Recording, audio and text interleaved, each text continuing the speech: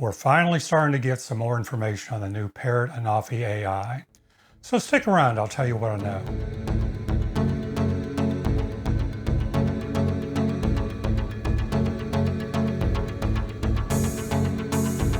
A couple of weeks ago, I talked about the new Parrot Anafi AI and its 4G capabilities, but there wasn't much of information at the time. I even joked about being able to fly your drone from another state, but what did that entail? Do we need wireless service? Some sort of data plan? We really didn't know, but we finally got some new information on it. So let me update you on it. Just recently, Parrot announced a partnership with Verizon and Skyward. Now we all know Verizon. Verizon's a major telephone company, provides cell service all around the world. But who's Skyward? Skyward was formed in Portland, Oregon around 2012. And their whole purpose for being was in fleet management. So if you had a lot of pilots, a lot of drones, a lot of projects, this would help you manage those. Now what's interesting is back in 2017, Verizon bought them. So they were really thinking ahead.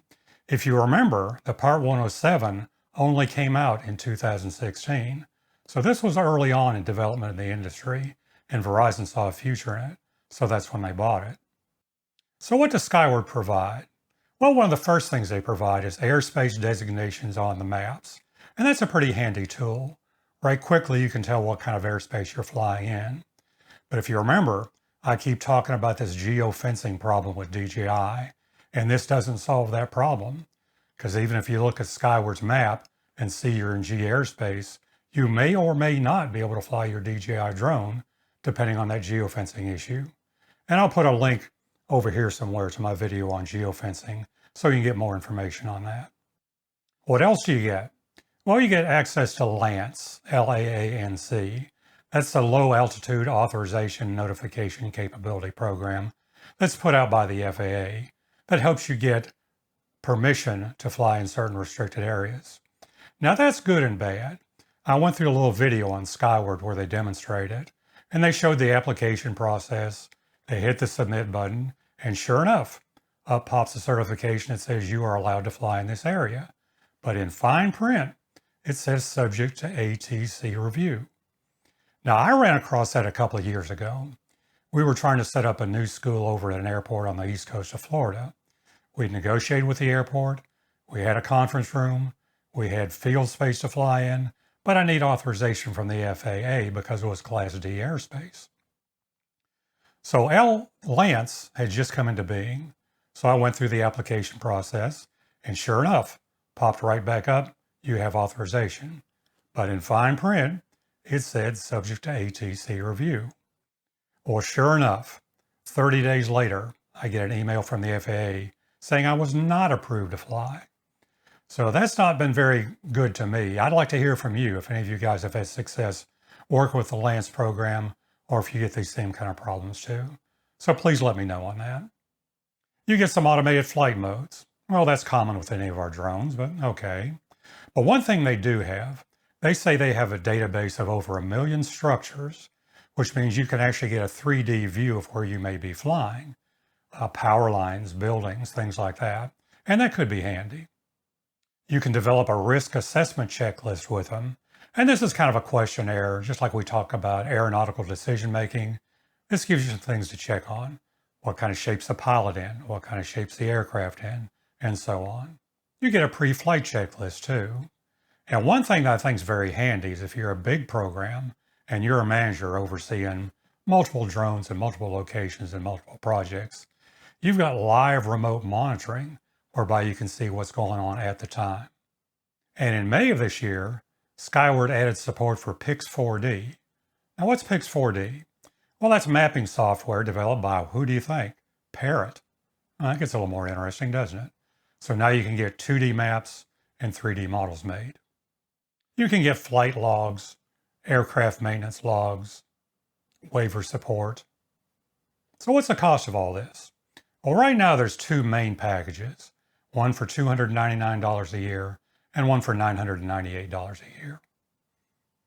So here's the two packages, one for $299 a year and one for $998 a year. Okay, for this basic package here, we're looking at roughly 25 bucks a month, right? But if you realize you also get access to Verizon's LTE service by that using that. So that's less than a good cell phone plan. And with that, you get airspace intelligence, Lance access, live flight tracking, flight planning tools, personnel and aircraft management, flight insights, customizable checklists, risk assessment, in-flight mobile app and ground control station, DJI and drone deploy flight log syncing, email support, and reporting and data exports. So that's pretty good for 25 bucks a month.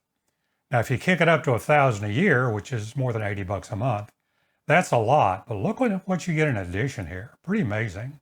Everything in the basic plan, but you get Skyward mapping and modeling powered by Pix4D. That's a big deal. Some of Pix4D's packages can run as much as $300 a month. You get access to developing 2D orthomosaic maps, 3D photogrammetric models, upload, annotate, and measure within Skyward, and export to third-party applications. Not bad for $1,000 a year. Then they've got some other plans. If you want some training and consulting, they've got their Take Flight package for $4,000.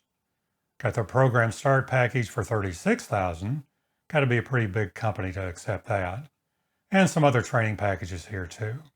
But this gives you an idea of where they're going and what they offer. Now, I don't know how successful Skyward has been up to this point, because all this stuff is kind of nice to haves in my view, but not mandatory.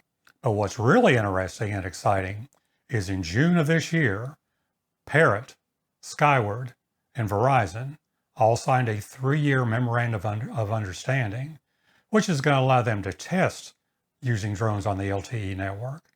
Now, this wasn't done in a vacuum, so these 3 companies must have been talking prior to that, for Parrot to spend the time and money to develop the drone, for Verizon to buy Skyward, and for the FAA to be interested in it. So this is a pretty exciting move here. This could also help with the remote ID issue too. And what makes this exciting to me is, this looks like the probability of beyond visual line of sight is becoming more and more realistic. And this is just the beginning. In my next video, I'll tell you about another trial, and guess who it is? T-Mobile is using their 5G network, and I'll tell you all about that. Well, I hope you learned something from this vlog. Hope you enjoy them. If you do, please give me a thumbs up and subscribe down below. And if you feel like sharing it with your friends, please do so.